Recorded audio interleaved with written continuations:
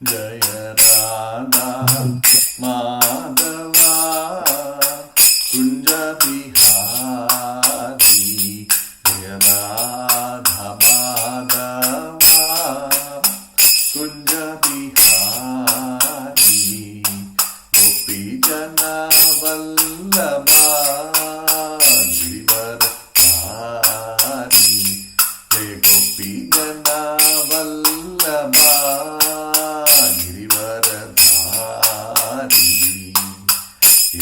यशोदानंदन व्रज जनरंजन यशोदानंदन व्रज जनरंजन यमुना तीरावनचारी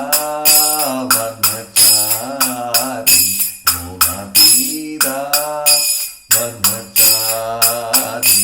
जय राधा माधवा कुंज बिहारी गोपी जन वल्लभा गिरिवरधारी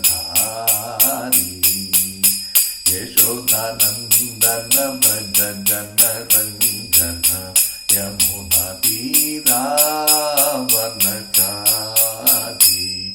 हरे Krishna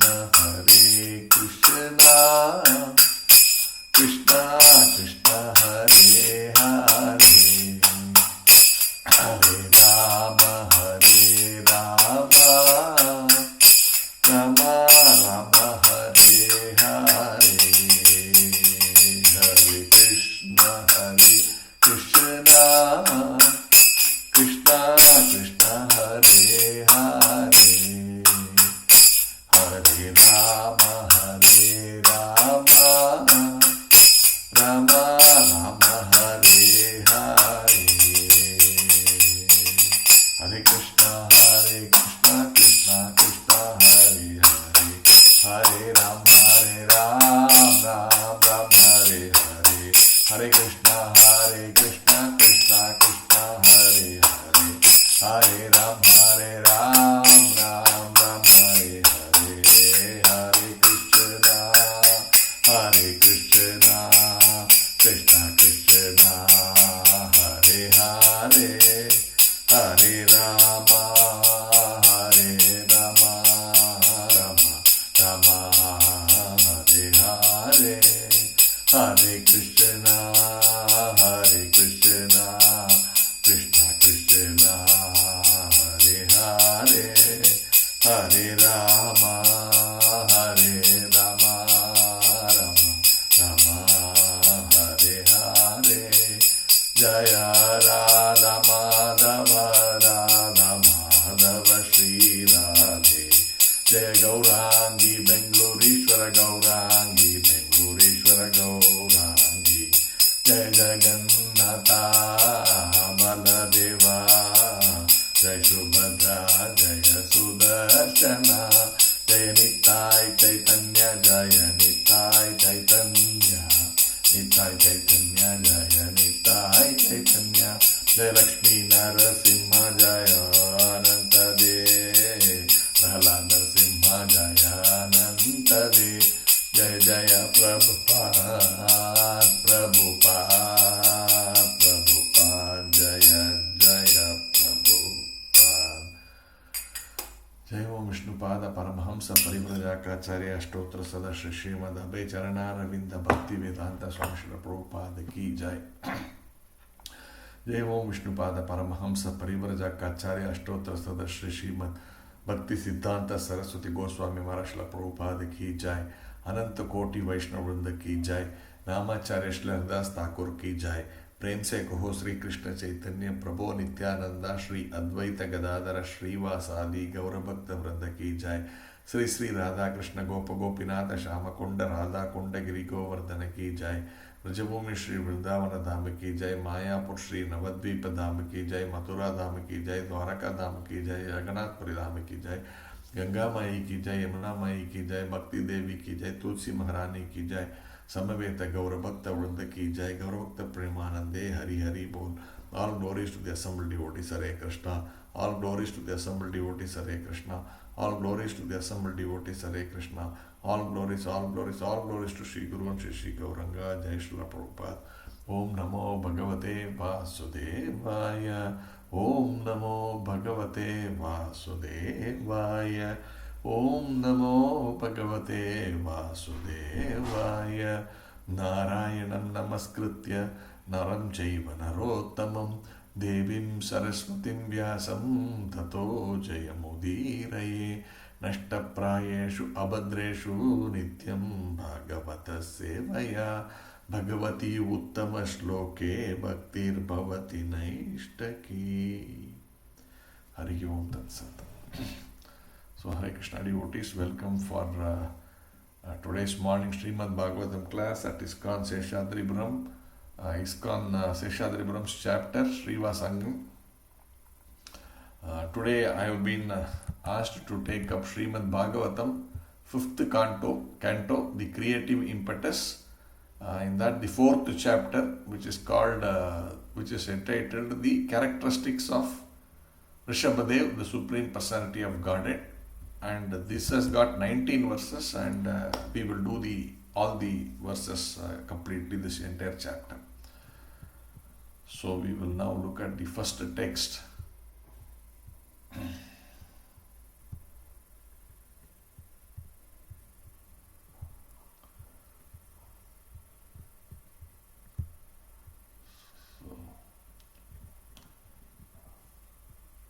So I will read as usual, we will try to read the first sloka in Sanskrit and English, and then we will try to go over all the other slokas with the English translation. This one seems to be a tough one, so I will go with below this one. Shri Sukha Uvacha Ataha Tam Utpatya Abhivagyamana Bhagavat Lakshanam Samya Upasama Vairagya Aishwarya Mahavibhutihi Anudinam Yedamana Anubhavam Prakrutyaha Prajaha Brahmanaha Devataha Avanitala Samavanaya Atitaram Jagruduhu. Translation. Sri Sukadeva Goswami said, as soon as the Lord was born as the son of Maharaja Nabhi, he manifested symptoms of the Supreme Lord, such as marks on the bottoms of his feet, the flag, thunderbolt, etc. This son was equal to everyone and very peaceful. He could control his senses and his mind, and possessing all opulence. He did not hanker for material enjoyment. Endowed with all these attributes, the son of Maharaja Nabhi became more powerful day after day. Due to this, the citizens, learned Brahmanas, demigods and ministers wanted Rishabhadeva to be appointed ruler of the earth. Om Ajnanatimirandasya Jnananjana Shalakaya Chakshurunmitam Yena Tasmai Shri Gurave Namaha.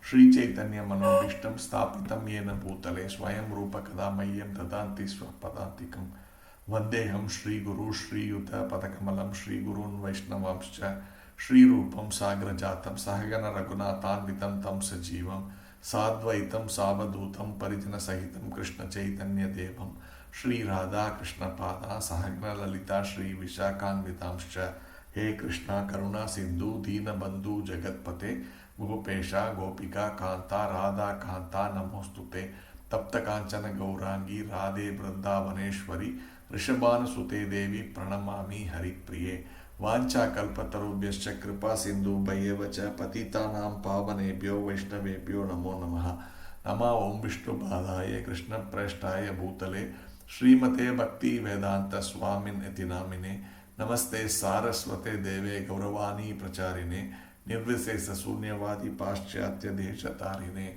Jaya Sri Krishna Chaitanya Prabhu Nityananda Sri Advaita Gadadara Sri Vasadi Gauravakta Vrinda Hare Krishna Krishna Krishna Hare Hare Hare Rama Rama Rama Hare Hare Hari Om Tat Sat. So this chapter is talking about the characteristics of Rishabhadev. Last chapter you have seen the appearance of Rishabhadev. Rishabhadev is an incarnation of the Supreme Personality of Godhead, we all know. So generally there are, people talk about 10 incarnations, which are the prominent ones. The common public generally understands that, but Bhagavatam talks about much more, I think around 20, even 30 odd incarnations of the Lord. And it is not even just simply 20-30 incarnations. The Lord has incarnated literally every second. He is incarnating different places. So it is unlimited, but at least the more we are coming to know through the various scriptures, the more we can be enlightened. There is nothing that the Lord can be understood in completeness, even though our endeavor is there to understand Him. To understand Him even by the greatest of devotees, is, Prabhupada says, is complete understanding is not possible. Why even the great devotees or greatest of devotees, he himself cannot understand his complete potency.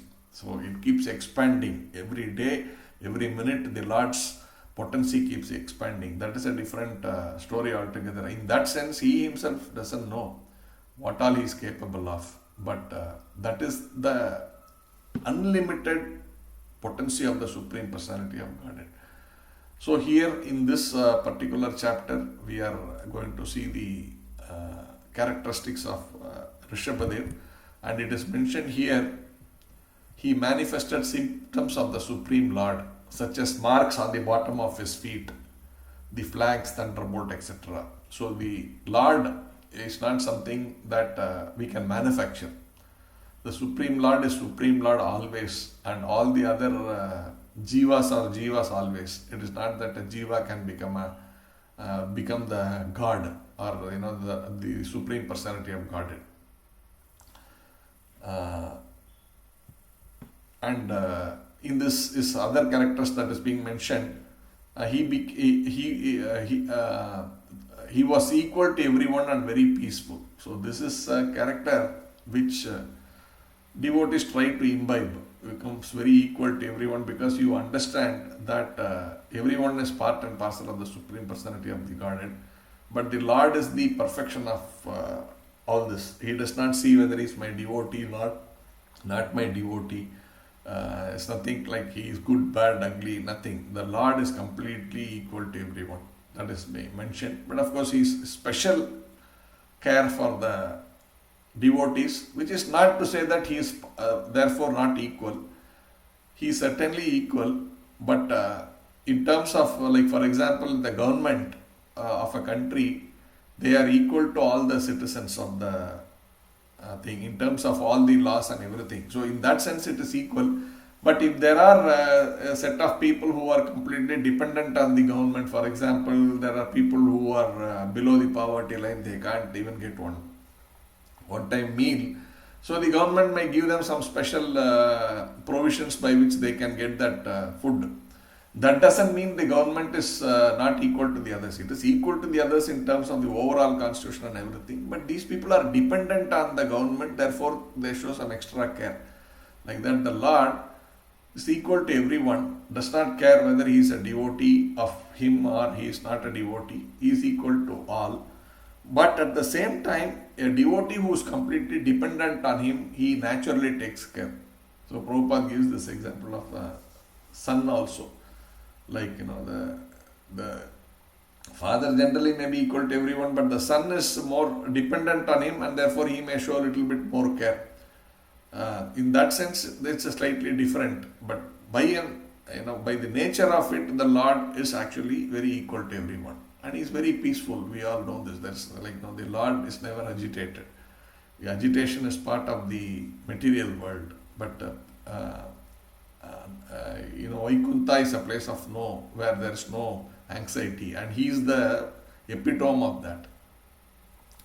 He could control his senses and his mind and processing all opulences. So these are some of the characters that has been mentioned here. So therefore, because of the super excellent qualities, everyone wanted him to rule the earth. So this is the starting of how he later became the king of this place.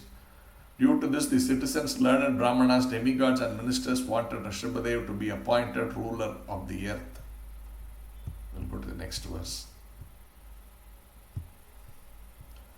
When the son of Maharaja Nabi became visible, he evinced all good qualities described by the great poets, namely a well-built body with all the symptoms of the Godhead, prowess, strength, beauty, name, fame, influence and enthusiasm.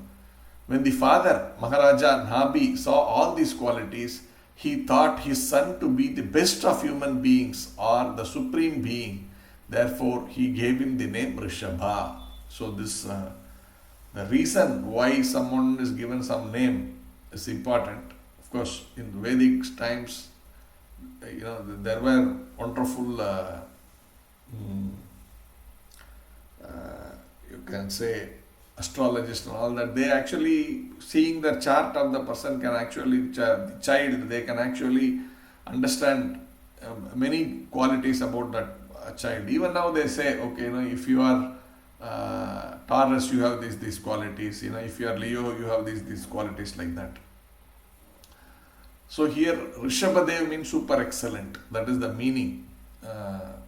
It's somewhere I read this. So it is a super excellent. That's the quality of a person. Super excellent person. Extraordinary personality. So his father therefore gave him this name, and it is mentioned here. He developed the body which is very well built with all the symptoms we already saw in the legs, that the signs were there, and also it is mentioned the Lord has very long hands. It almost goes up to the knees. We can see this in Lord Ram, like very powerful arms and extends up to the knee. So like that, there are many characteristics. The symmetry of the Lord, the body, the face is so symmetrical to see. Generally, if we see, many people have different variations in the face, but the Lord is so perfect in everything. His bodily features are all perfect. And also many prowess, it is mentioned, strength, beauty, name, fame, influence and enthusiasm. We all know there are the 6 qualities of the Lord, which is all available unlimitedly. Everything actually in terms of fame, name, beauty, strength, renunciation, all of this knowledge, all of this is not more or very good or high. He has a lot of, there's nothing like this. He has all of this. All means the completeness of name, completeness of fame, completeness of beauty. Everything actually comes from that. That means we sort of, he says, no, I am the ability in man, like that. Which means he has it, and he is basically through his energy manifesting it into the other people. So if someone is powerful, that doesn't mean he has some power while the Lord has the balance power or anything like that. The Lord has complete power, everything under him. But he sort of, you can say, lends it through the other bodies. So when he is the strength, so when you see that manifest in this body, you can understand it is that strength of that Lord.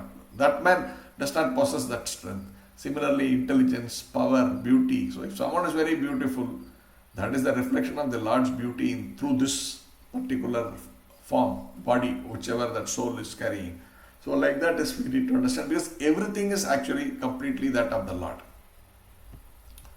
The next verse. Indra, the king of heaven, who is very materially opulent, became envious of King Rishabhadeva. Consequently, he stopped pouring water on the planet known as Bharatavarsha. At that time, the Supreme Lord Rishabhadeva, the master of all mystic power, understood King Indra's purpose and smiled a little. Then, by his own prowess, through Yoga Maya, his internal potency, he profusely poured water upon his own place, which was known as Ajanabha. So here, Indra, the king of all the material planetary systems, natural in material world, little bit of an insecurity is always there. So when he says Rishabhadev, unfortunately, the Lord, as I said, cannot be easily understood. If he had understood this is the Supreme Personality of Godhead, he would have been, completely surrendered. But he did not know. This is the case, In this case, he stopped supplying water. We all know in the case of when the Lord was there, himself, Krishna, he profusely supplied water. You all know what I'm talking about, the Govardhan Leela, where he started summoning the Samvartaka clouds and asked them to pour completely, continuously to inundate the entire, the Vraja. But that train was like, it is supposed to completely submerge all the planetary systems and completely put them underwater. That much of water he was actually pouring. Of course, he did not, in that time, even it didn't go even beyond the Vraja, because the water, as soon as it touched by the effect of Sudarshan Chakra, all of that was evaporated, and therefore he did not really inundate the entire universe. But in this case, he is denying water supply. Indra, all of us know, while he is also the head of all the demigods, he has a certain portfolios under his, just like today, if you see the prime ministers and the chief ministers keep some portfolios under them. Some ministries they don't allocate to others, they themselves keep it. Like this, here Indradev, even though he is the king, he took responsibility for water himself. So he was not giving, but Indradev, here Rishabhadev is the Supreme Personality of Godhead. So he smiles, okay, you want to do that, that's fine, I have no problem. Prabhupada mentions in this, in the purports, that sometimes, the Indra and all don't perform their duty properly, or sometimes there are no qualified personalities to handle a particular service. We also see that, right? Service is something which requires a lot of qualities also, competency, so many things.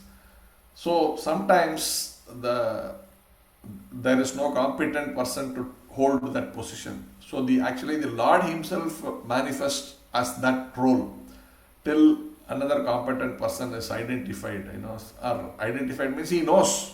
But sometimes there is no one at this point in time, so it may take some more time for someone to come up to that position. So in that meantime, he himself actually becomes, takes charge of that particular role. So like that here, okay, if you can't give water, no problem, I will manage. You can see all leaders do this. The leaders have the capacity to do everything. So okay, today something is not there, I will handle it. You no problem. Some devotees come and say, Prabhu, today I am not available, there's some problem in my home, I'm supposed to give class, I can, no problem, don't worry, we will take care. This kind of thing. Or sometimes kirtan, sometimes cooking, sometimes leading bhajans, whatever, they are very, very capable. The Lord's devotees. Similarly, here the Lord is exhibiting that quality. Okay, no problem, I will handle it myself.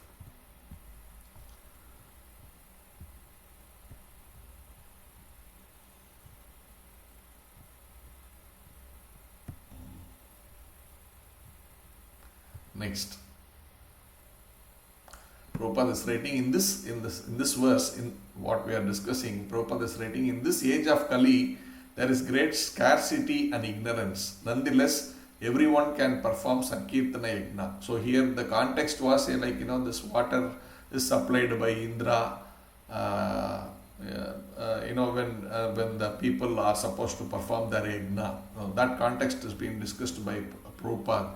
Yajnat bhavati parjanyaha. If you remember that verse in the 4th chapter in Srimad Bhagavad Gita, where he says, the living entities are supposed to, they have come here for their sense gratification, and that should be done in a regulated way. So they are supposed to perform these yajnas, and satisfied by those yajnas, the demigods supply the various necessities of life that is being mentioned, and in that context Indra supplies water, and therefore yajnas are important to be performed. And in this context, this particular thing what I am talking about, last conclusion Prabhupada is writing, in this age of Kali there is great scarcity and ignorance. Nonetheless, Everyone can perform Sankirtana Yajna. Every family in every society can conduct Sankirtana Yajna at least every evening. In this way, there will be no disturbance or scarcity of rain. It is essential for the people in this age to perform the Sankirtana Yajna in order to be materially happy and to advance spiritually. So this is very, very important. And Prabhupada is also writing, in order to be materially happy and advance spiritually. So that doesn't mean one needs to become completely materialistic. But it is also important, since we have a body, we need to have our basics at least in place. And I was hearing my Holiness Pataka Swami Guru Maharaj. So he was saying, see, when you have a body, it is nature of the body to look for some satisfaction, the gratification. It is natural in the body. But it is important that we understand that, therefore, while you don't have to feel guilty for the basic enjoyment that we do. But at the same time, we cannot get carried away. So, if the body is there, there needs to be protection, there needs to be proper food to take, there should be proper shelter. These are things which is, you can't say these are, why are you looking for that, why don't you live in the forest, why do you eat, why can't you simply eat roots and fruits? It's fine, there are some people who can do that, but not all can get into that kind of a situation. So they can eat what is basically required. That is okay, because the tendency is there. But that's why we say we transform everything spiritually. That means you offer that food to the Lord, boga to the Lord, and then you can have. Doesn't mean, he is sense gratifier, he is eating, he is fond of eating laddus, this, that. Okay, and this basic small things are always there, that has been mentioned. But here he is writing to be materially happy and to advance spiritually. And as naturally as we advance, we try to keep reducing that needs, whatever needs. There's one other instance where Prabhupada says, one time, there were devotees were sleeping in one room, including Prabhupada was there, and there are 3-4 devotees all sleeping in one room only. So one devotee is narrating this. So in the middle of the night, maybe 2 o'clock or something, he rolled over, or we keep sometimes waking up in the night, but we immediately go back into sleep, right, when you are middle of the night, whatever time it is. So when he turned, he saw someone was sitting up, and he could observe this is Prabhupada who was there. I think he and Prabhupada were there in that room sleeping, not too many people, only 2 of them were there. So he rolled over and he saw Prabhupada was sitting there, but he continued to act like he's sleeping, because he wanted to sleep more time, so he was sleeping. He was trying to act like I'm sleeping. But then somehow his mind was not very comfortable. I have woken up and I'm seeing Prabhupada sitting, how can I continue to sleep like that? Then he sort of moved and sort of got up. Immediately Prabhupada saw he got up, Prabhupada immediately put on the lights. So Prabhupada was very, mindful that another devotee is sleeping, so even though I am awake, I cannot disturb that other devotee. So he was sitting in the dark, and of course he was chanting. And since this other devotee got up, he saw that he got up, Prabhupada switched on the light. Then Prabhupada told him actually that, our business is not eating, mating, sleeping and defending. We want 0 of all these 4. Prabhupada said this. So we want 0, but then he said, we don't of course tell like that. We don't tell commonly like that. We don't tell people that it is to be 0. So we have to understand all this in the context, that nothing is like just one meaning only. We need to understand everything in the context. How different people are there, what is their current level of spiritual upliftment, what are their aspirations, how to systematically and progressively improve in our devotional service. So sometimes we start condemning people who are having some desires and things like that.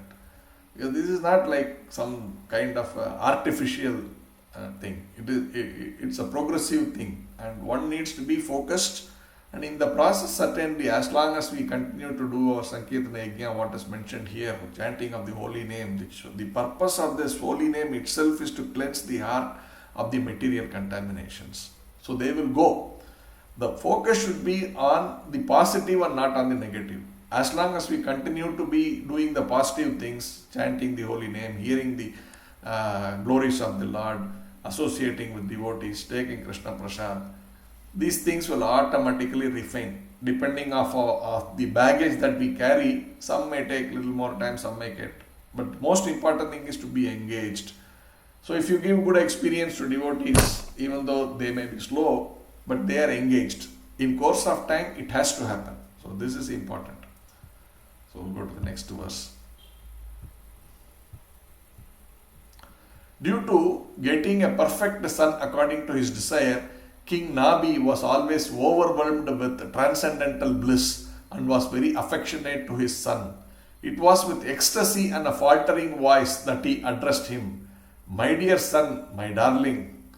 This mentality was brought about by Yoga Maya, whereby he accepted the Supreme Lord, the Supreme Father, as his own son. Out of his supreme goodwill, the Lord became his son and dealt with everyone as if he were an ordinary human being. Thus King Nabi began to raise his transcendental son with great affection, and he was overwhelmed with transcendental bliss, joy and devotion. So we see this, right? The parental bhava, where all his, wherever he incarnated with parents, the parents were in ecstasy. We can see this in Nanda Baba, in Yashoda, how that manifested so much. But at the same time, if you have that memory that he is the Supreme Personality of Godhead, how can you be? Right? Even when Krishna, when he went to, after killing Kamsa, he goes to the jail and he meets his father and mother. They are actually now looking at him reverentially because they understand this is Supreme, Krishna, the Supreme Personality of Godhead. So they were standing there with folded hands and, how can, actually Krishna is there. Yashoda at least is an adopted son, but here is their own son, literally born, supposed to be born out of them. So Krishna then immediately covers them. Then they start, oh my son, you have come, we are grateful, like that. The scene changes immediately. So here, that is the effect of this Maya, the Yoga Maya that is being described here. So if you know he is the Supreme Lord, he is your father, how can you call him my son? It looks artificial. So that is covered, and they can actually get into that mood of looking at the Lord as their child. And this was going on with Nabi also, King Nabi. So that is being also explained by Prabhupada. Prabhupada writes, these devotees could never think of their son as the Supreme Personality of Godhead, for such appreciation would hamper their relationship of parental love. So in one line Prabhupada explains so beautifully. Hare Krishna. Let's look at the next one. King Nabi understood that his son Rishabhadeva was very popular among the citizens and among government officers and ministers. Understanding the popularity of his son, Maharaja Nabi enthroned him as the emperor of the world to give protection to the general populace in terms of the Vedic religious system. To do this, he entrusted him into the hands of learned Brahmanas who would guide him in administering the government. Then Maharaja Nabi and his wife Meru Devi went to Badrikashrama in the Himalaya mountains, where the king engaged himself very expertly in austerities and penances with great jubilation. In full samadhi, he worshipped the Supreme Personality of Godhead, Narayana, who is Krishna in his plenary expansion. By doing so, in course of time, Maharaja Nabi was elevated to the spiritual world known as Vaikuntha. So this is a long text. So in the purport, Prabhupada is writing about the King Nabi, when he understands that this son has got all the great qualities of a great Kshatriya, he is thinking, now I need to make him the king. Now, normally he's my son and I am the king. Okay, Baba, you take over just to do the rule. No, it doesn't work like that. So he is actually putting him under the proper process of training as per the Vedic injunctions. So it's mentioned, so he is sent to the Gurukula and he is entrusted to the Brahmanas. So this is very important. Prabhupada writes that in the Varnashrama system, one has to go through all the processes, whether you are a Brahmana, you are a Kshatriya, or a Vaishya, or a Shudra. So Shudra generally doesn't have much processes, but to be in that state itself is a big process for them, right? They cannot train to become something else. To curtail those instinct itself is an important thing, because you can't act like something else when you don't have that ability. So everything is actually done according to the Vedic injunction. So he is sent to the Brahmanas, who could advise him according to the standards of Vedic scriptures like Manusmriti and the Shastras. And he's writing, Prabhupada, it is the duty of the king to rule the citizens according to Vedic principles. And the Vedic principles also indicate that the society should be divided into 4 categories: Brahmana, Kshatriya, Vaishya and Shudra. Chatur Varnam Maya Shushtam Guna Karma Vibhagashaha. And Prabhupada is also writing, it is the king's duty to ensure that everyone is following the occupational duty according to the Vedic principles. And he is also saying, in addition, retirement at the end of the life is compulsory. And now coming to the other section of King Nabi, right? It is mentioned there, King Nabi, after making these arrangements, it is mentioned that this very strong words. Then Maharaj, it's mentioned, right? I'm reading the translation. Then Maharaja Nabi and his wife Meru Devi went to Badrikashrama in the Himalayan mountains, where the king engaged himself very expertly in austerities and penances with great jubilation. In full samadhi, he worshipped the Supreme Personality of Godhead Narayana. So that section we will see now, where Prabhupada is writing, he was the king. What is the necessity for actually going through these austerities? That's why he's writing, compulsory retirement is important, and people should actually try to take up sincere and austerities. So that's what we talked about in the earlier verse. As we elevate, we will have to come to this point of complete renunciation of all thing material. Because even if we have an iota of material desire, we cannot go back to the spiritual world. So it's at advanced stages, one should come to this point of complete renunciation. So for that, this austerities and penances are very important. And here it is mentioned, King Nabi performed them jubilantly. So it's not like, oh, now I am now a sannyasi, or I am now to be renounced, so I should keep a very remorse face, and I should be, you should be jubilant, you should be eager, enthusiastic to perform all these things. Prabhupada also says somewhere, one mid of the night, suddenly he called some devotee towards the end. He was sleeping, so suddenly he gets a message from Prabhupada servant, Prabhupada wants to meet you. So he runs from the sleep, he just gets up and runs. And Prabhupada is sitting there, or lying down there, is not well also. Then he is asking this devotee, so what is important if we have to take forward this moment? So Prabhupada is now thinking of, right, in that time he was wanting to leave the world. But after this incident, then devotees all were requesting Prabhupada, please, you should not go, you should remain. So he said, okay, you all want me to remain? Okay, bring me some, he was not even eating some kind of, that kind of thing. Okay, bring me some prasadam, he had asked. and he thought he will revive himself. This is Prabhupada is something like that. If I fall sick, for example, it is not in my hand that I can become okay, but it was in Prabhupada's hand. Prabhupada, if he desired, he could have stayed back for some more time. In fact, once it was asked Prabhupada. So Prabhupada, you are in this situation, what do you want to do? No, then actually Prabhupada said, you ask Krishna. Then later they asked Prabhupada, what do you want? So Prabhupada said, actually Krishna told me, you do whatever you want. If you want to come, you can come. If you want to stay, you can stay. This is something which is, we can't comprehend all these things.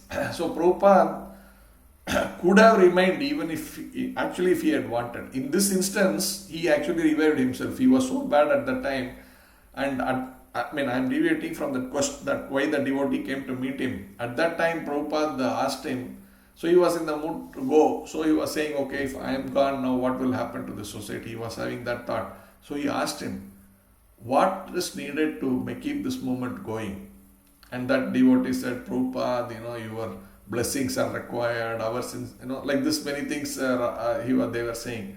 Prabhupada listened to all these things and didn't really react. Then Prabhupada himself said, enthusiasm and organization. He mentioned these two words, enthusiasm and organization. So these two things are really needed to keep things going. Whatever ashram we are in or whatever, it is important. So now continuing with that pastime of Prabhupada. So after this instance, the devotees were actually, around that period when Prabhupada was really bad, then devotees all made this request that Prabhupada, you don't leave now, we can't, manage this this organization, and we ourselves cannot be comfortable without you like that. Then Prabhupada said, okay, if you don't want me to go, I will revive myself. So he revived himself back. But later, again he went into that mode of preparation from Krishna, and at that time he did not change his mind. So Prabhupada, in that sense, is like Ichamaranam. It's like, we can even say that. For example, Bhishma Dev, he had that, whenever you want, you can leave the world. Similarly, Prabhupada had that boon also. But he decided to go. He felt so much separation from Krishna. He felt, I have done what is needed, this can move on, and I want to go back to Goloka. So he decided to go. So this is important. Now coming back to our verse. So that enthusiasm is required even in your retired life of austerities and all that. So that King Nabi was expertly performing it is well mentioned. And then Prabhupada is giving what are the symptoms. He is saying the word tan mahimanam avapa are significant in this regard. Srila Sridhara Swami says that mahima means liberation in this life. We should act in such a way in this life that after giving up this body, we will become liberated from the bondage of repeated birth and death. This is called Jivan Mukti. Srila Viraragava Acharya states that in the Chandogya Upanishad there are 8 symptoms of Jivan Mukti. So what are those 8? We will quickly see. 8 symptoms of Jivan Mukti for a person who is already liberated. He is living in this body.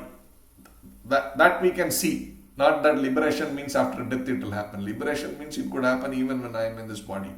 And if that is the case, then what are the symptoms? The first symptom is of one so liberated is that he is freed from all sinful activity. Apahata papa. As long as one is under the clutches of Maya in the material energy, one has to engage in sinful activity. So this person will be completely free of sinful activity. That even that propensity will never be there in this person. But if we are in material world, that propensity will always be there. Bhagavad Gita describes such people as dushrutinaha, which indicates that they are always engaged in sinful activity. One is liberated in this life, does not commit any sinful activities. Okay, Prabhupada is writing about these 4 principles: illicit sex, meat eating, intoxication and gambling. Another symptom of a liberated person is Vijara, which indicates that he is not subjected to the miseries of old age. Another symptom is Vimrityu. A liberated person prepares himself in such a way that he does not take on any more material bodies which are destined to die. In other words, he does not fall down again to repeated birth and death. Another symptom is Vishoka, which indicates that he is callous to material distress and happiness. This is important. He is callous to material distress and happiness. We may, like for example, sometimes you may see like Prabhupada also falling ill. So the previous point slightly then we tend to think then this is little confusing that previous point it said, right?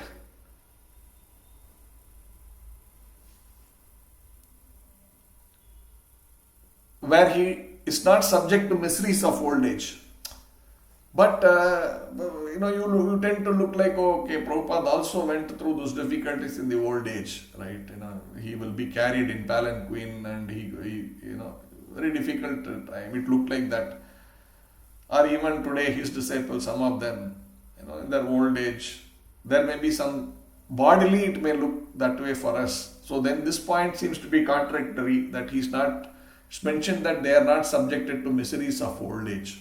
We need to understand this. They are sinless, that is very clear. Therefore, then where is the question of miseries? Miseries are because of our sins. When you are sinless, then how can you have miseries? So we have to understand that these are all not because of their karmic life. Prabhupada also has said, if you are my disciples, if you are committing any sins, it will actually has to be taken by someone, right? And I am the one who's accepted your karma, and therefore I will be put to some troubles. Even though I am not, Krishna protects me, but still there is some amount of thing I need to. So it's like a sample. So just as I say, there will be when he is cutting the vegetable, his finger gets cut little bit. He says, my hand should have gone now, but Krishna is merciful, he's just given a small cut in my finger, like that. So the amount of sins that the disciples give is humongous. That way then this person should be eternally be suffering for many janmas, but that is not the case. Because they are pure devotees, Krishna is actually taking it out, but there is some amount which is given there. So, and the more there is, the more difficulties may look like. But what is more important is here that this other quality which is mentioned, that you can clearly see in Prabhupada and also all his disciples. It said that this particular point last we read, right? They are careless of material distress and happiness. While that may look to be having some distress in the body, but they are careless. Careless means doesn't care. It doesn't materially, mentally affect them at all. They are completely living outside the body in their consciousness. Internally, externally it may look like they are suffering in the body, but internally they are not. They are actually careless of distress and happiness.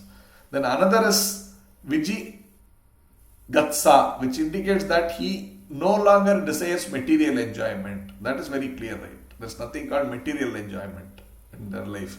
Another symptoms is Apipata, which means that he has no desire other than to engage in the devotional service of Krishna, his dearmost pursuable Lord. Another symptom is Satyakama, which indicates that all his desires are directed to the supreme truth, Krishna. He does not want anything else. His Satya Sankalpa, whatever he desires is fulfilled by the grace of Krishna. This is another important point. Whatever he desires is fulfilled by Krishna. So, when these great devotees sometimes say something, it happens.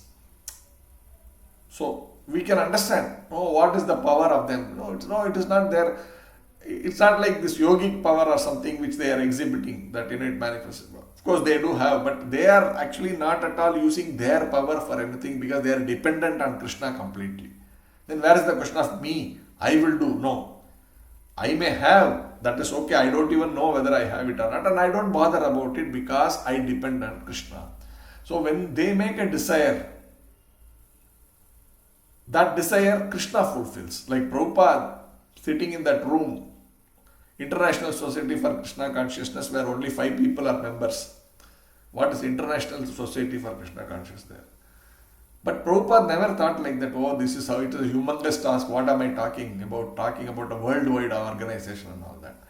But he had the desire that this entire planet Earth he wanted to inundate with Krishna consciousness. And he was convinced that I am here to just do this service because my spiritual master has told me. That is his desire. That's it. And he is working towards it. And he knows the Supreme Personality of Godhead only will execute that. I will not be able to execute in this old age. That's why he's saying he sent, Krishna has sent all these sincere disciples to him. He used to say, Krishna has sent me, all of you, to do this activity. He doesn't think, I have managed to convince all of you to become like this and you are working very hard for Krishna consciousness. So therefore, I am great. He never said that. He said, I had this desire to serve. And Krishna has sent all of you so that you can do this service, like that. So this is important, that Krishna makes their desires come true. There are many, some things like that.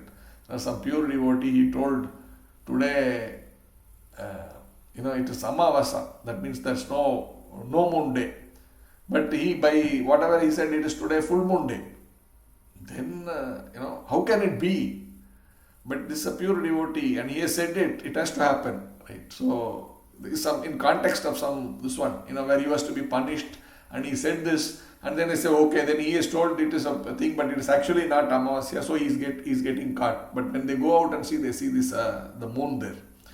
Not possible, but when a pure devotee says, anything is possible. So these are all, these qualities, it's not simply some theory. There are proof to such qualities. Each quality you will find some Acharya exhibiting, and there is some history behind how this statement is correct. And what are his desires? First of all, he does not desire anything for his material benefit. And secondly, if he desires anything at all, he simply desires to serve the Supreme Lord. We saw this example of Prabhupada. That desire is fulfilled by the Lord's grace. This is called Satya Sankalpa. So that we have seen. Now let's go to the next verse.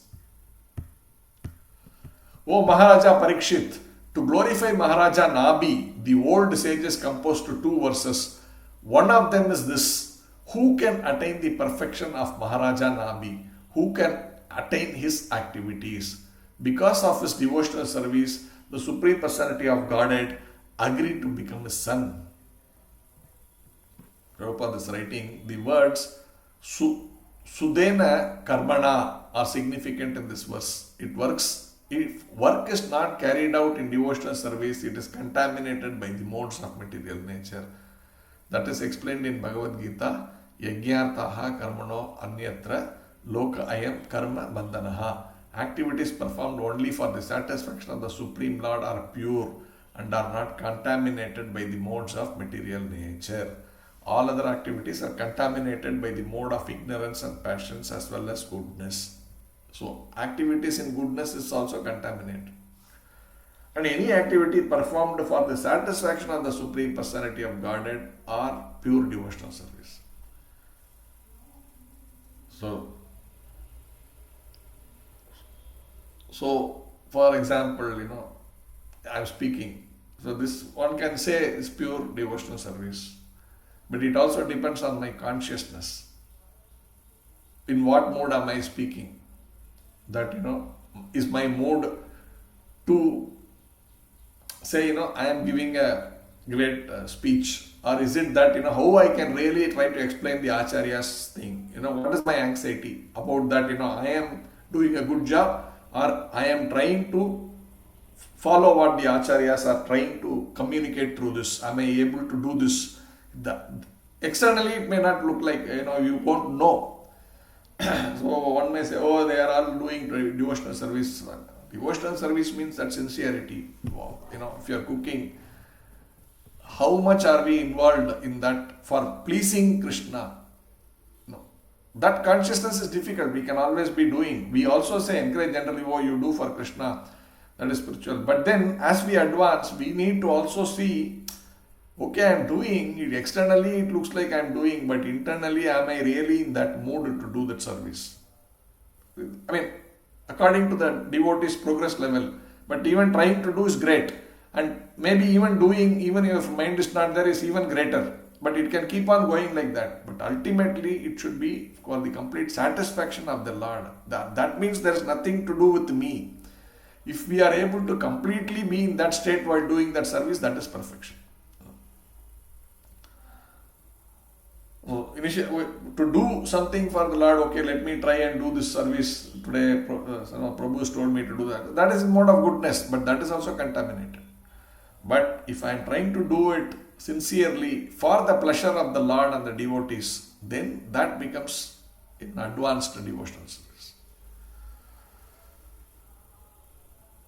All material activities meant for satisfying the senses are contaminated, and Maharaja Nabi did not perform anything contaminated. He simply executed his transcendental activities even when performing yajna.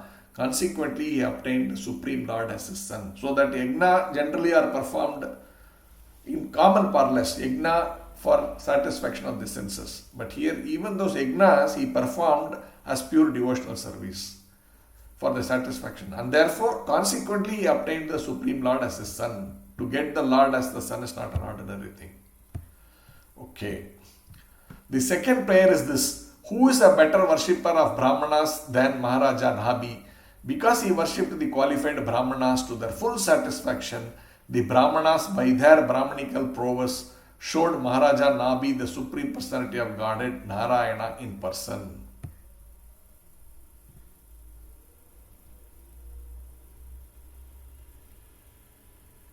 So these Brahmanas also, if you are real Brahmana, you should be able to bring the Supreme Personality of Godhead from that yajna. That is the capacity even to pull the Lord to come to that place. Just imagine the power of such real Brahmanas. They were so powerful that they could bring forth the Supreme Personality of Godhead by their prayers. And unless one is a Vaishnava, he cannot call forth the Supreme Personality of Godhead. So a Brahmana means a Vaishnava. Not simply one who can chant the mantras and know all the ritualistic processes of how to perform a yajna. That is not what the real Brahmana is. That is Brahmana, yes. There are two types of Brahmanas. I think the one is Vipra, which is basically who knows all these technicalities of how to chant the mantra. Different mantras, what are the mudras, how to perfectly perform that, the ritualistic ceremonies and all that. But the other one is actually a learned Vaishnava. That is the more important one. Prabhupada is quoting from Padma Purana. Satkatma nipuno vipra mantra tantra visaradaha avaishnavo guror na syat vaishnavaha swa pacha guroho. A scholarly Brahmana expert is unfit to become a spiritual master. You may be a scholar, very good in all the Vedic knowledge, how to perform all the yajnas, everything. You may be a scholar. But that doesn't mean you become a guru. That is important. One has to be a Vaishnava to become a guru.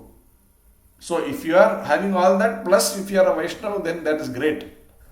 But on the other hand, if you do not know any of these things, but you are actually completely Krishna conscious, you are well versed in the Krishna conscious principle, then you can still be a guru. Even if they are born in the very abominable family situation. That is being talked about here. Next. After Nabi Maharaja departed for Badrikashrama, the Supreme Lord Rishabhadeva understood that his kingdom was his field of activities. He therefore showed himself as an example and taught the duties of a householder by first accepting brahmacharya under the directions of the spiritual masters. He also went to live at the spiritual master's place, Gurukula. After his education was finished, he gave gifts, Guru Dakshina, to his spiritual masters and then accepted the life of a householder. He took a wife named Jayanti and begot 100 sons who were as powerful and qualified as he himself.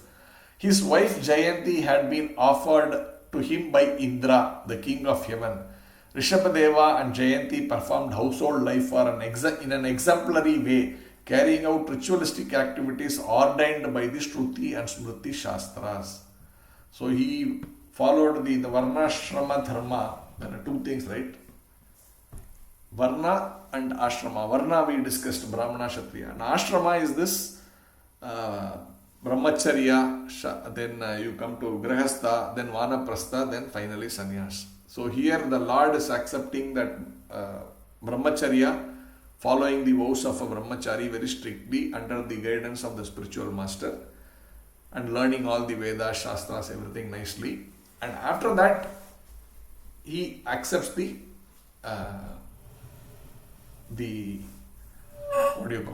householder life. So he marries, it is mentioned here, this Jayanti is a daughter of Indradev. So, okay, earlier there was this, he was envious or he was insecure, so he did not give water. I don't know, later maybe he realized his mistake and he would have compensated by offering his daughter in marriage to the Lord.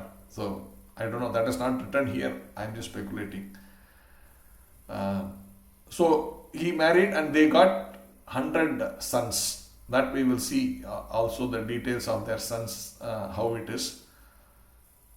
He was an ideal king. So Prabhupada is writing, Apani Achari Bhakti Shikaimu Sabre. One cannot teach others unless he behaves the same way himself. Rishabhadeva was an ideal king and he took his education in the Gurukula, although he was already educated because the Supreme Lord is omniscient.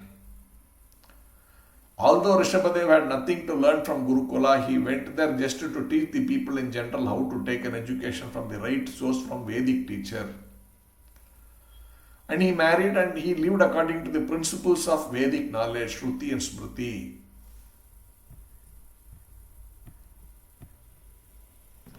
And why he followed, it is mentioned that in Bhakti Rasamrita Sindhu, Prabhupada is quoting, Shruti Smriti Puranadi Pancharatrika Vidim Vina Aikantika Harer Bhaktir Utpatayaiva Kalpate. Human society must follow the instructions received from Shruti and Smriti, Vedic literature. Practically applied in life, this is worship of the Supreme Personality of Godhead according to the Pancharatrika Vidhi. Every human being must advance his spiritual life and at the end return home back to Godhead.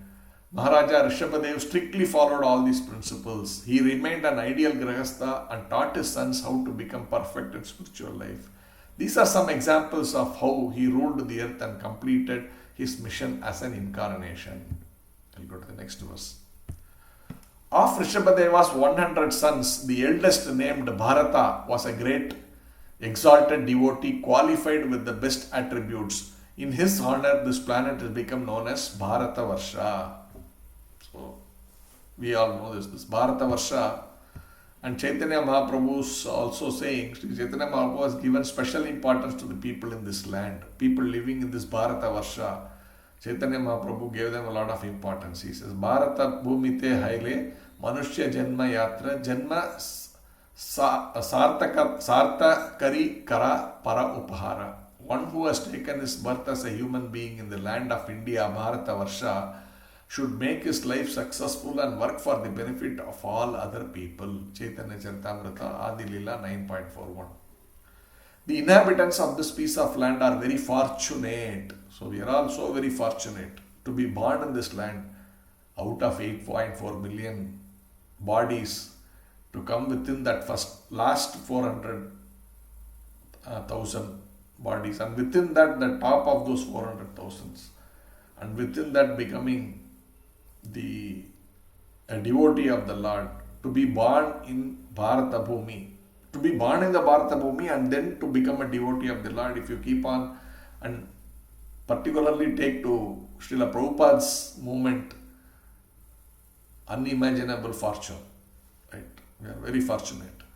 They can purify their existence by accepting this Krishna conscious movement and go outside Bharata Bhumi and preach this cult to benefit the whole world. Now we have to first preach to our own people. No, Bharata Bhumi itself, we are not Krishna conscious. Next one. Following Bharata, there were 99 other sons. Among these were 9 elderly sons named Kushavarta, Ilavarta, Brahmavarta, Malaya, Ketu, Bhadrasena, Indrasprak, Vidarbha and Kikatha. There's no purport for this. These are names of these 9 very elevated personalities.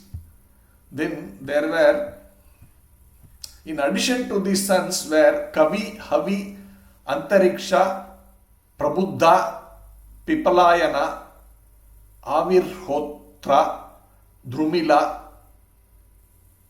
Chamasa and Karabhajana. These were all very exalted, advanced devotees and authorized preachers of Srimad Bhagavatam. These devotees were glorified due to their strong devotion to Vasudeva, the Supreme Personality of Godhead. Therefore, they were very exalted. To satisfy the mind perfectly, I, Sukadeva Goswami, shall hereafter describe the characteristics of these 9 devotees when I discuss the conversation between Narada and Vasudeva. This is somewhere coming, I think, in the another canto. Right now, this is about these, what we talked about of the 100 sons, is first talking about this 19, including Bharata. Then the rest of all were 81 were the other personalities. What became of them, we will see.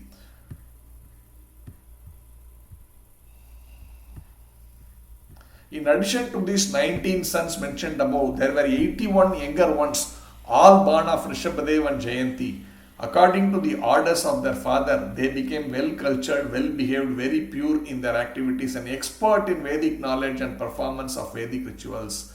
Thus, they all became perfectly qualified Brahmanas.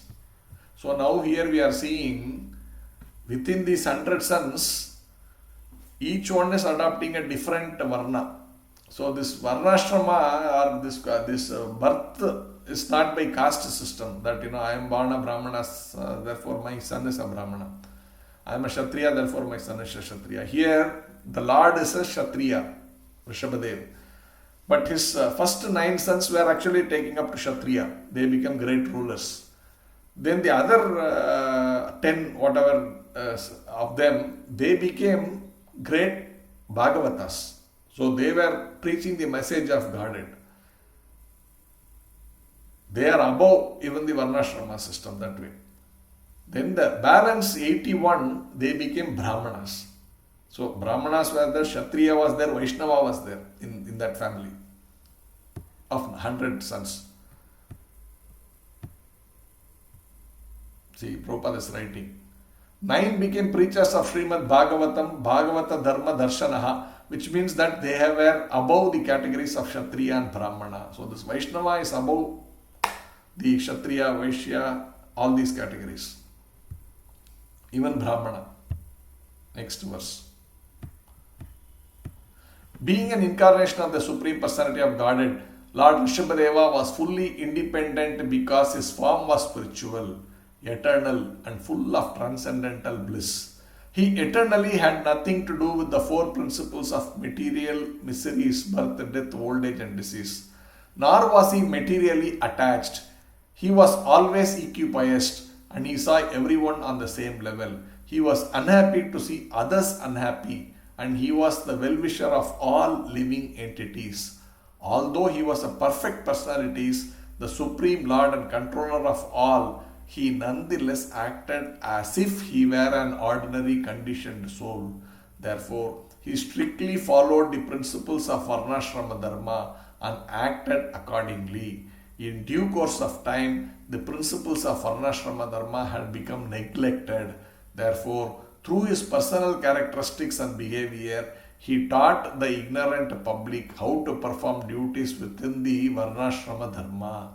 In this way, he regulated the general populace in householder life, enabling them to develop religious and economic well-being and to attain reputations, sons and daughters, material pleasure, and finally eternal life.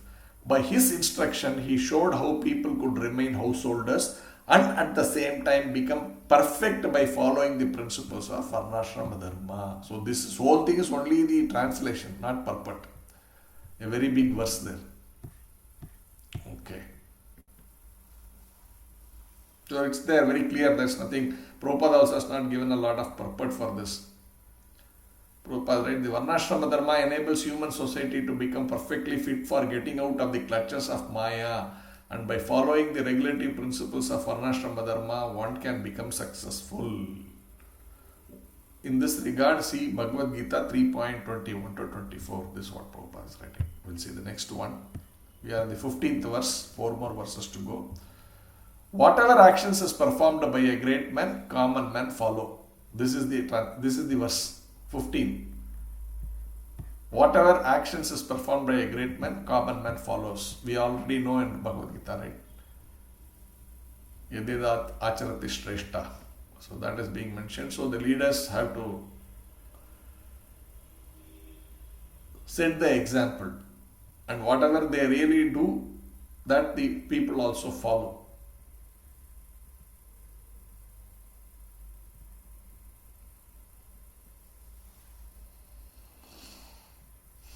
We'll go to the next one. Although Lord Rishabhadeva knew everything about confidential Vedic knowledge, which includes information about all types of occupational duties, he still maintained himself as a Kshatriya and followed instructions of the Brahmanas as they related to mind control, sense control, tolerance, and so forth. Thus he ruled the people according to the system of Varnashrama Dharma, which enjoins that the Brahmanas instruct the Kshatriyas and the Kshatriyas administer to the state through the Vaishyas and Shudras. So the role of a Kshatriya is to follow the instruction of the Brahmanas. That's why it's written. Even though Rishabhadev was the Supreme Personality of Godhead and he knew everything, why he has to seek guidance from the Brahmanas and perform according to their instructions. This is to clearly state this following the Varnashrama system. You have to follow the path of the Brahmanas, follow their instructions, seek guidance from them and follow their instructions. This is setting an example himself. Next verse. Lord Rishabhadeva performed all kinds of sacrifices 100 times according to the instructions of the Vedic literatures. Thus he satisfied Lord Vishnu in every respect. All the rituals were enriched by first-class ingredients. They were executed in holy places according to the proper time by priests who are all young and faithful. In this way, Lord Vishnu was worshipped and the prasada was offered to all the demigods. Thus the functions and festivals were all successful. So here Prabhupada is writing about the priests who perform these things. He says, actually, in the young age, the priests, they learn everything nicely, and at that stage, if they are actually performing this activity, they will be very powerful. That is, it is mentioned. Prabhupada writes, he's quoting Kaumarat Acharet Prajano Dharman Bhagavatam Iha. A ritual should be performed by young men, even boys at a tender age, in order for the ritual to be performed successfully. So the Brahmanas should be young.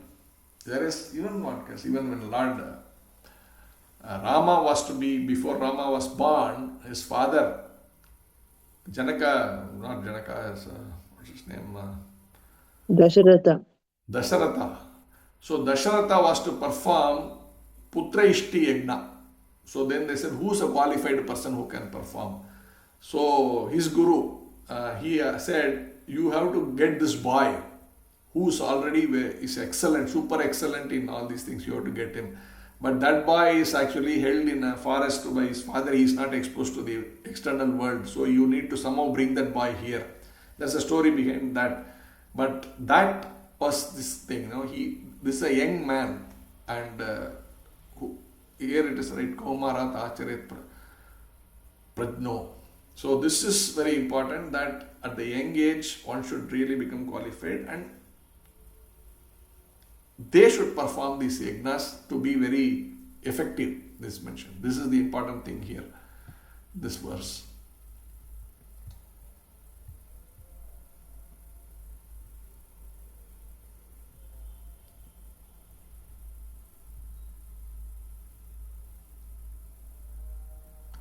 And it is also mentioned all these yagnas which are performed, there are various kinds are there, but ultimately everything is for the satisfaction of the Supreme Personality of Godhead. One should know some yagnas are mentioned for demigods and all that, but that is okay.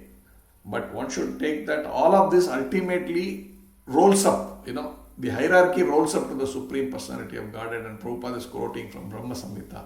The Vaishnavas accept them as servants of the Supreme Lord, these demigods, and he worships them directly. In the Brahma Samhita, the important demigods, Lord Shiva, Lord Brahma, and even the incarnations and expansions of the Lord like Mahavishnu, Garbhodakasai Vishnu, and all the other Vishnu Tattvas, as well as the Shakti Tattvas like Durga Devi, are all worshipped by the process of worshipping Govinda with the words Govindam Adi Purusham Tamaham Bhajami. A Vaishnava worship the demigods in relation to Govinda, not independently. Vaishnavas are not so foolish that they consider the demigods independent of the Supreme Personality of Godhead. This is confirmed in Chaitanya Charitamrita. Ekale Ishvara Krishna Ara Sabha Bhritya. The Supreme Master is Krishna and all others are his servant. So that's it. We are into the 18th verse now. No one likes to process anything that is like a willow, the wisp, or a flower in the sky. For everyone knows very well that such things do not exist. When Lord Rishabhadeva ruled this planet of Bharatavarsha, even common man did not want to ask for anything at any time or by any means. No one ever asks for a will-o'-the-wisp.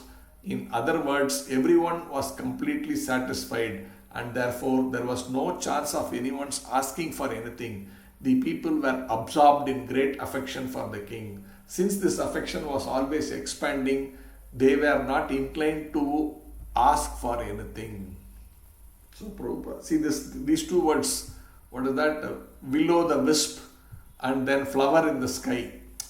See, these are things which are not real. So for example, Prabhupada is saying in Bengali there is a word Goda Dimba, which means the egg of a horse. There is nothing called a really an egg of a horse. Similarly, this thing Ka Pushpa, that means a flower in the sky. These things are not real. Like this, these people did not have to ask for anything at all, because everything is already given by the Lord. They don't have to aspire for anything. The satisfaction of all these souls by the Supreme Personality of Godhead, only He can do it. All the governments are trying to satisfy all the people. But it is becoming more and more, the more you give, the more people want. This is how it is. But when the Lord is giving, there is complete satisfaction. Because He is completely satisfied, and when He is satisfied, everything else is automatically satisfied. This is important. And even in Lord Rama's kingdom, there is nothing that was lacking. Everybody felt completely satisfied. So wherever when you talk about the Lord, when in their kingdom, when the Lord appears anywhere and performs things, everything is completely satisfied. And people are all very happy. There is nothing going wrong, even for a moment nothing goes wrong. These are all, only the Lord can manifest. But if some of us have some responsibility, like you are in charge of some activity, we have to see how everything is nicely done, everybody is satisfied, how we can keep everything blissful and happy. And we cannot do at that level, but our intent should always be like, how I can give a great experience to all the devotees. If you are in charge of some specific activity in the temple, in congregation, in some preaching activity, or even if you are the kirtan head, or if you are the kitchen head, you are the deity worship head, whatever, we should be able to, what is in our sphere of work, how can we make everything blissful? How can we give the people who are all doing this service, the devotees, how to make them blissful, happy? We can take these examples and see how we can, within our limited capacity, to come to the last verse. Once while touring the world, Lord Rishabhadeva, the Supreme Lord, reached a place known as Brahma Varta. There was a great conference of leaders learned Brahmanas at that place. And all the king's sons attentively heard the instructions of the Brahmanas there. At that assembly, within the hearing of the citizens, Rishabhadev instructed his sons. Although they were already very well behaved, devoted and qualified, he instructed them so that in the future they could rule the world very perfectly. Thus he spoke as follows. So this is now leading into the next chapter where Rishabhadev's instructions will be given. The next chapter is all about the Rishabhadev's instructions to his 100 sons. So we will see that in the next week. Thus end the Bhaktivedanta purport of the 5th canto, 4th chapter of the Srimad Bhagavatam, entitled The Characteristics of Rishabhadeva, the Supreme Personality of Godhead. So I end here. If there are any questions, comments, welcome. Hare Krishna.